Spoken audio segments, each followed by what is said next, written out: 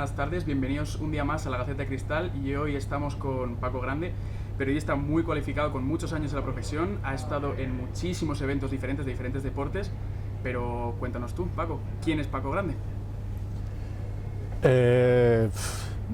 Pues me lo pregunto cada día, ¿no? Porque si me hablas desde el punto de vista periodístico, yo no pensé en ningún momento cuando empecé en la facultad que llegara hasta donde estoy ahora. Bueno, está bien, fenomenal, pues he hecho muchas cosas, he estado en muchos eventos, muchos acontecimientos, como tú dices, pero eso al final resulta que no sirve de nada, entonces creo que no soy nadie. Creo que no soy nadie. Es una buena respuesta. Sí, porque bueno, sí, vale, he estado en 13 Juegos Olímpicos, en mundiales juveniles, mundiales de esquí alpino, saltos de esquí, de Garmisch-Partenkirchen, no sé qué, pero todo eso va a pasar al olvido rapidísimo antes o después, con lo cual soy alguien para mi padre, para mi madre, para mis hermanos tampoco, para mi hijo tampoco, porque no ve nada de televisión o muy poco, entonces hoy soy, en el momento que grabamos esta entrevista, que hemos estado haciendo un programa de nieve, pues me considero una persona feliz porque lo hemos sacado adelante, pero mañana hay que empezar de nuevo, por tanto todo lo que soy hasta ahora, lo que era hasta hoy, desaparece automáticamente esta noche y mañana sale otro. Esto suena muy metafísico, pero cada día Paco Grande empieza, Paco Grande, pero cada uno de nosotros cada día empezamos. Bueno, inciso rápido para que os informéis un poco. Paco nos ha invitado a ver su programa Conexión Vintage, muy chulo, lo hemos visto desde dentro, lo hemos visto cómo se realiza y la verdad es que es un programón increíble que, como has dicho, el 3 de diciembre ¿era? 3 de diciembre. No sí. Lo podéis perder, una recapitulación del esquí de Aurelio García, increíble la verdad. Y bueno, continuando con la entrevista, ¿por qué periodismo? ¿Por qué decidiste estudiar periodismo? Joder, es que no quiero parecer un indeciso, pero yo no quería estudiar periodismo. O sea, yo he jugado al fútbol toda mi vida y yo yo era un buen estudiante, pero de repente en mi casa decidieron que tenía que trabajar. Y entonces en mitad de los estudios, antes de COU, empecé a trabajar en una oficina, de chico de los recados, llevando ingresos de dinero a los bancos y demás, y para mí aquello fue un trauma porque yo era feliz estudiando, me gustaba y me gusta mucho estudiar, muchísimo, y además jugaba de portero de balonmano en el Ramiro de Maeztu y se me daba bien, de verdad que se me daba muy bien. Un día llegué a llamar a Juan de Dios Román, esto cuando tienes 16 años te lo crees, hoy día con algunos más digo vaya iluso, que ingenuo que era yo. Llamé al Magariños preguntando por Juan de Dios Román, que quería enterarme de las pruebas del Atlético de Madrid de balonmano. Me dijeron un momento, y cuando según iba llegando pues al final no colgué y ya está. Pero entrar de repente en ese mundo laboral, abandonar la adolescencia, no vivir un periodo que me correspondía, me dio muchísima rabia y entonces me reforcé un poco en lo que yo quería ser. Dije, bueno, pues estoy en una oficina, voy a estudiar económicas. Al mismo tiempo yo jugaba en Las Rozas, en primera preferente, lo que soy tercera división a fútbol, y dije, me gustaría ser jugador profesional de fútbol, pero ya era demasiado tarde. Conseguí reconducir un poco mi situación académica, llegué a la universidad y entonces pensé, ¿qué estudio? Venga, empresariales. Empecé en empresariales, duré 2 meses, o sea, fatal, horrible. Al año siguiente, venga, ¿qué me matriculo? Psicología, me gustaba, psicología, con máximo respeto a los estudiantes de psicología, pues yo no me veía ahí.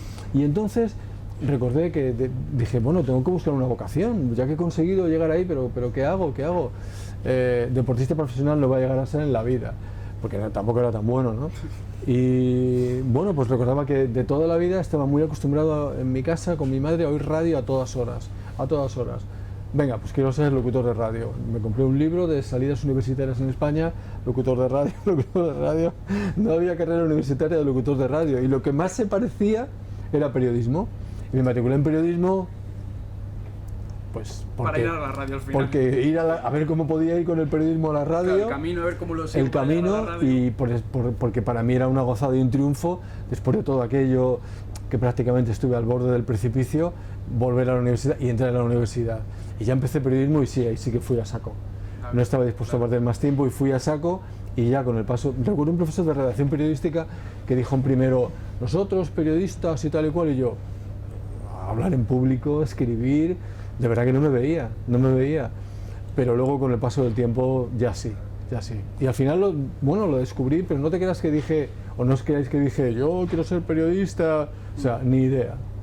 A ver, eso como todos al final, realmente tú vas descubriendo tu camino según lo vas haciendo. O sea, Sí. todo el mundo está indeciso en el momento de hacerlo y hasta que no descubre, 1000 personas pasan por decir, esta es mi carrera y luego van a la siguiente. Influyen 1000 cosas. Lo que sí, ahora con el tiempo veo que había cosas que confluían, que yo iba a acabar en esto, aunque yo no lo sabía o aunque yo no quisiera.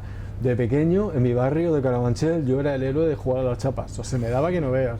En mi barrio jugábamos a los Juegos Olímpicos, éramos chavales de barrio y teníamos al lado un campo. Estábamos todo el día jugando a fútbol, montando en bici, jugando a Juegos Olímpicos en verano. Luego la vocación por el deporte, he coleccionado todos los álbumes de cromos de siempre de todos los futbolistas, me sabía todos los futbolistas de memoria. El hecho de jugar al fútbol, jugar a balonmano, el hecho de que me gusta estudiar, que me gustaba estar en la universidad. Si tú confluyes todo eso, O sea, pues que ya al final está. te lleva el camino. Periodista hacia- deportivo. Sí. Y más centrándonos en la faceta ya una vez dentro de la carrera de periodismo, empiezas y normalmente la gente tiene algún referente, alguien que quiere cumplir de yo quiero llegar a ser como él. Tú en tu momento, ¿quién era tu referente? Ninguno, porque como, perdón, como estaba en periodismo y realmente no sabía si yo quería estar allí o no, pues no necesitaba referentes. Yo bastante tenía más que nada era un reto conmigo mismo. Después de estar bien en los cursos previos, después de estar mal en los cursos previos y de estar a punto de quedarme fuera, de superar la selectividad, en COU, cuando yo soy de letras, elegí matemáticas porque se me daban fatal las matemáticas. Ya para mí era un triunfo estar en la universidad. Entonces lo que procuraba era sacar la máxima nota posible, porque no me creía que pudiera llegar a terminar, sí, pero no me creía que pudiera llegar a ser periodista. Ahora, una vez que ya sí que llegué a quinto, entonces sí que tenía muchos referentes. La gente de la radio por encima de todo, los grandes locutores de radio y en televisión grandes comentaristas. Por ejemplo, yo era muy seguidor de José Ángel de la Casa, porque en el equipo que yo jugaba antes de Las Rozas, jugaba en el Unión de la Vaca, y luego en Las Rozas uno de mis entrenadores había jugado con José Ángel de la Casa, que había sido futbolista del Madrid, luego cedido al Talavera, no sé qué. Entonces él hablaba de José Ángel de la Casa y a mí me encantaba escuchar a José Ángel de la Casa. Y él sí que era un referente de buen comentarista, pero yo jamás pensé, voy a ser como José Ángel de la Casa y voy a trabajar con José Ángel de la Casa. Por eso el primer día que llegué aquí y vi Matías Prats, José Ángel de la Casa, pues estaba asustado y les llamaba a todo el mundo de usted y tal. A Matías y, "Ay, no me llames de usted, pues me haces mayor y tal". Porque para mí eran lo típico que te dicen de, joder, si yo hace poco te coleccionaba los cromos y ahora te veo, que eso sienta fatal a que se lo dicen. Yo se lo dije a un gran periodista de aquí de toda la vida llamado Miguel Vila, al que yo veía en La Casa del Reloj, una serie para niños, y le dije, joder, Miguel Vila, yo te veía en La Casa del Reloj, ¿me estás llamando mayor? Y lo que para mí era un halago, para él era que le estaba llamando viejo. Bueno, y ya una vez que ya llegas a quinto, que dices tú que ya empiezas a tener tus primeros referentes, ¿cómo decides ya pasar de periodismo ya a especializarte en periodismo deportivo? Bueno, pues de ninguna manera, no quería ser periodista deportivo. Es que os estoy contando contradicciones, pero es así. Lo que sí tenía claro es que yo no quería esperar a quinto. Yo en primero era un curso de reafirmación, en segundo fue de afirmación, porque vi que yo seguía siendo buen estudiante y que sacaba buenas notas, y ya en segundo, tercero, empecé a ver que no quería esperar al final, porque lo que se hablaba en la Facultad de Periodismo, como se habla hoy y como se habla en todas las universidades, no hay salidas, esto para qué sirve, no hay trabajo, no sé qué, no sé cuántos. Yo hace poco estuve en la Complutense, igual, la gente preocupada, chicos y chicas, tal, esto para qué sirve. A nosotros Bueno, el primer día tal cual vinieron y dijeron, no vais a tener salidas. vale, pues en mi época también se decía. Entonces, efectivamente, no hay salidas, pero las hay. ¿Dónde están las salidas? En no obsesionarse con que no hay salidas, porque si te obsesionas estás perdiendo el tiempo. Centrarse en lo que estás haciendo. Mis estudios, grandes notas, notas que te dan acceso a becas, becas que te dan acceso a cursos, cursos que te dan acceso a lugares donde sí están las entradas más que las salidas. Ese es el camino. Ahora también se ha popularizado mucho el tema de los másters, que al final en muchas ocasiones no es nada más que sacar dinero. Sacar dinero, pagas y no sé qué, no sé cuántos, pero no. Pero en la salida por la vía pública, máxima nota, becas, instituciones públicas, Instituto de Radio y Televisión, ahí sí que hay un camino. Hay muchísima competencia, va a conseguir más quien tenga el máximo expediente, al final quien tenga mejores notas. Entonces fuera hay que economizar esfuerzos de no hay salida, no sé qué, que te queda mal rollo y centrarse en lo máximo posible.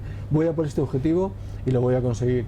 Entonces, cuando yo llegué a tercero ya iba haciendo cosas y al llegar a quinto, bueno, yo es que me pasaba la vida de beca en beca, porque sí que tuve ese buen expediente al final, y beca en la Fundación Popular, beca en la Agencia EFE, beca en la cadena SER, un curso de un año en un máster en la cadena SER, y llegué aquí con una beca en la Fundación Popular y Radio Televisión Española. Cuando llegué aquí me dijeron, hombre, yo empecé de verdad en la COPE y en la cadena SER, y cuando llegué aquí tenía un montón de experiencia, y me dijo un jefe, hombre, tú tienes experiencia, te gusta el deporte y no sé qué, deportes, y yo dije, no, yo quiero relaciones internacionales, porque mi profesor de Relaciones Internacionales, Felipe Sagún, que aún sigue escribiendo todavía hoy, era mi ídolo. Y yo quería hacer Relaciones Internacionales. Me dijeron, no, a deportes. Así que, pues, y aquí acabé. O sea, la respuesta fue periodismo deportivo porque fui obligado a periodismo deportivo. Sí. O sea, la mía es una vocación. No, está bien, está bien. Es la máxima demostración de que al final nada te va a salir como siempre tienes planeado. O sea, que el camino te va a mandar por donde te va a mandar. El camino te va dando tumbos ahí, claro, y al final... Hombre, a mí cuando me dijeron en deportes, joder, ¿qué más podía pedir? Si estaba aquí con una beca de un año y a deportes y me pagaban... Hombre, tampoco estaba mal, ¿no? Pero no eran... Más que nada porque, con máximo respeto para los compañeros, me parecían vulgares los periodistas deportivos. Forofos... Lo sigo pensando. Sí, sí. Entonces yo no quería, a mí me gusta el deporte, me gustará el deporte toda la vida, hago el deporte que hoy aquí vengo en bicicleta, cada semana tenemos un partido de fútbol, periodistas y actores en la chopera, haré deporte siempre, siempre, aunque sea a rastras, pero hacer información deportiva... Entonces, hombre, yo en mis trabajos, yo creo que eso condiciona y siempre busco otros ángulos.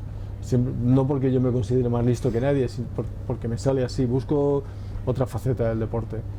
Pero en vocación de, no, yo periodismo deportivo y tal, nada. Pues ahora que ha salido el tema, quería preguntarte, después de tantos años trabajando en el mismo campo, por decirlo de alguna forma, ¿cómo mantienes la ilusión? ¿Cómo dices, cada día voy a seguir trabajando? Aquí sí que te respondo, es la primera pregunta que puedo responder con convicción, menos mal. Pues no lo sé, pero me gusta tanto como el primer día. Y a lo mejor un poco por lo que hablábamos al principio, porque considero que todo lo que has hecho durante muchos años no sirve para nada, sirve para mi orgullo, el de mi familia y el de recordar, si vais a mi mesa está llena de fotografías de momentos determinados, yo todo eso lo tengo dentro, pero igual sales ahí y a la gente le comentas, yo qué sé, que yo he entrevistado a Maradona y la gente dice, ¿y qué? Si es que no sé ni quién eres, tío. Entonces eso me obliga a cada día tener cada vez más ilusión, porque me doy cuenta de lo bonito que es esta tarea. Y porque me doy cuenta de muchas cosas que desconozco, pero no es un tópico, es que es verdad. Y de que pueden meterla... Yo llevo yendo 7 años al Dakar, 8 años al Dakar, y siempre me como alguna, siempre hay alguna que me como. Que no llegas a no sé qué, que no has entrevistado a este piloto, o sea, con toda la experiencia, con todo el conocimiento, con toda la inquietud, siempre te falta algo. Entonces, gracias a esa ambición y esa inquietud, al día siguiente, Paco Grande, que hoy es nadie, y que cuando termine deja de ser quien fue, para volver a empezar mañana, lo único que puedo contar es la ambición y la ilusión, porque de recuerdos no vive nadie. Es decir, no, es que yo tengo mucha experiencia y tal, bueno, vale, pues fenomenal, que pase otro. Claro, la experiencia para el currículum y ya está al final. Para el currículum y para saber comportarte en determinadas ocasiones, pero cada día empiezas. Y es que de verdad que me gusta mucho, y yo recuerdo venir aquí a la tele, hombre, ahora no tanto, ¿no? Pero venir con una ilusión, pero venir feliz y volver a mi casa y decir, joder, qué bien me siento, joder, que he ido con la selección española, o sea, que he ido con la selección española a hacer entrevistas, macho, que yo he visto la selección española toda mi vida, y yo cómo iba a pensar eso, cómo no voy a sentirme feliz por haberlo conseguido. Habría tanta gente que podría estar ahí y que lo haría infinitamente mejor que yo, y por circunstancias me toca a mí, pues voy a aprovecharlo, ¿no? Pero no en plan de esto es mío, que... no, sino en plan de disfrutarlo a tope y de dar todo lo que yo pueda en esa tarea. Y volviendo un poco al tema del periodismo ahora, has dicho que el periodismo, por ejemplo el deportivo, te parece que está lleno de forofos y de poca objetividad. La verdad es que yo opino lo mismo. ¿Qué crees que ha cambiado el periodismo en estos 30 años que tú has estado dentro del mundo? Yo, si tuviera que empezar ahora... Si ya entonces me lo pensé, ahora si tuviera que empezar, pues tendría dudas.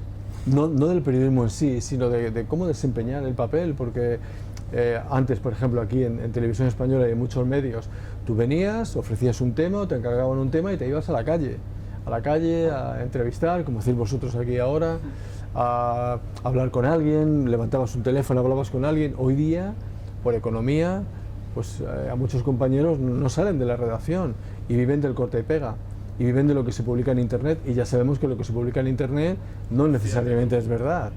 Entonces las redes sociales, que son una grandísima herramienta, nos han perjudicado porque hemos dejado de tener contacto con las fuentes.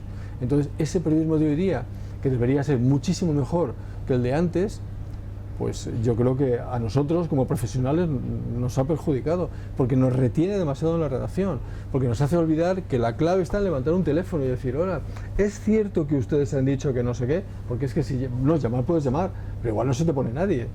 Antes tú ibas a los entrenamientos, veías un entrenamiento entero.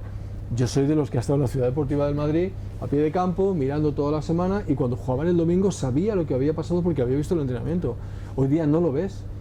No hablas con los futbolistas, no hablas con los deportistas, no sabes si les duele un pie, si les duele el estómago o qué. Entonces, en esas condiciones es realmente difícil. Pero aún así, yo creo que nosotros no deberíamos acomodarnos y buscar salidas y buscar posibilidades. Ahí tenéis el ejemplo de Informe Robinson, ahora Informe Plus. Ellos buscan temas y los consiguen.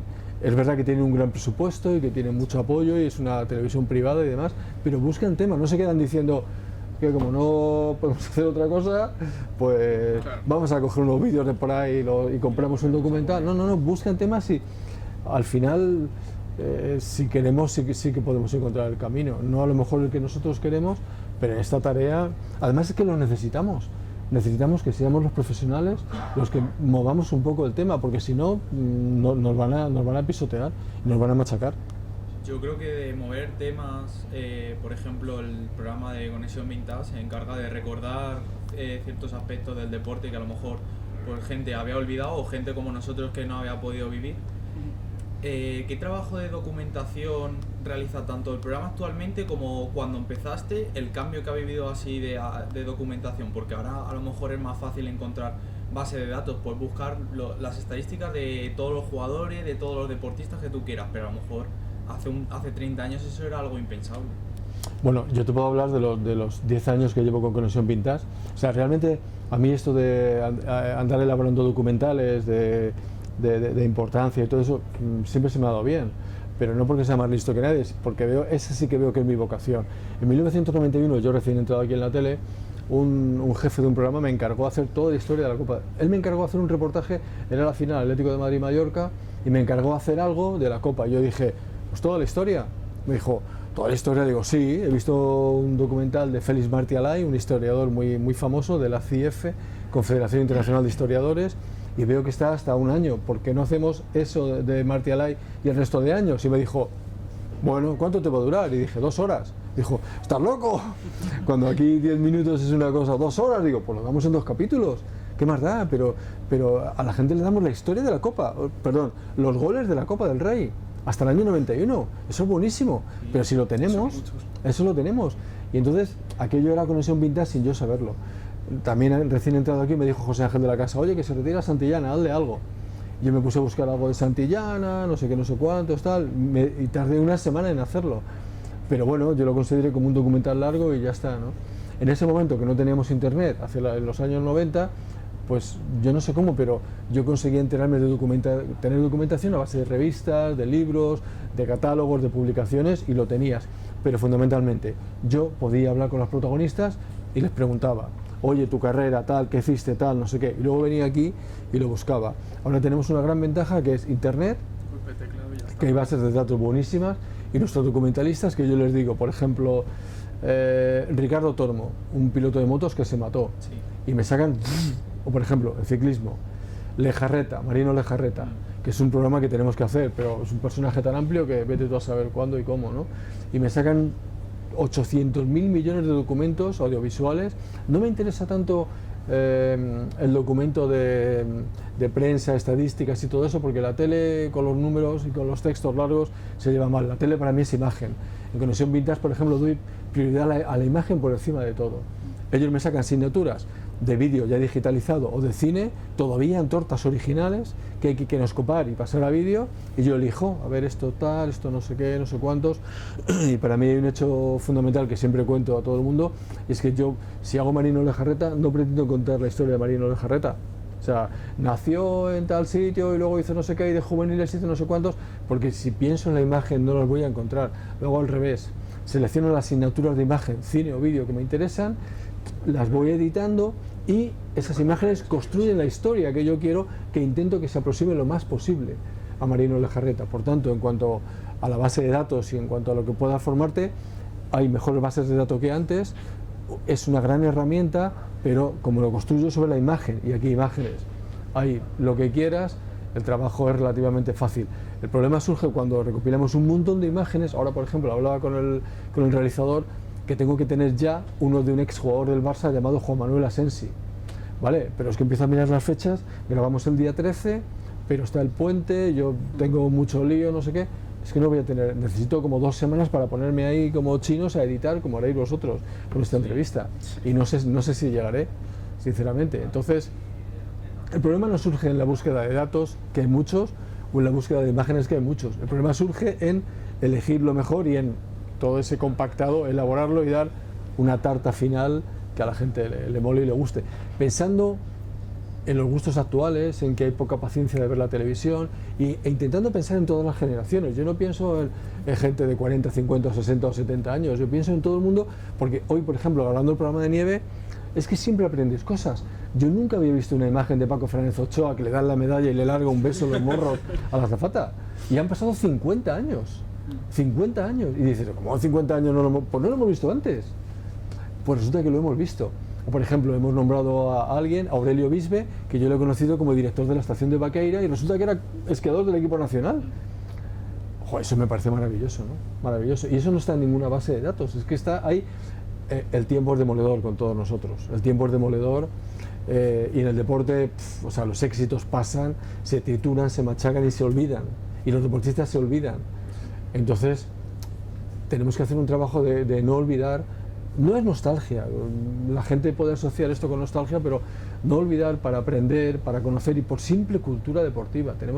Yo intento tener toda la cultura deportiva que pueda. Últimas noticias. Acaba de abrirse el periodo de suscripción. Adelante, dadle.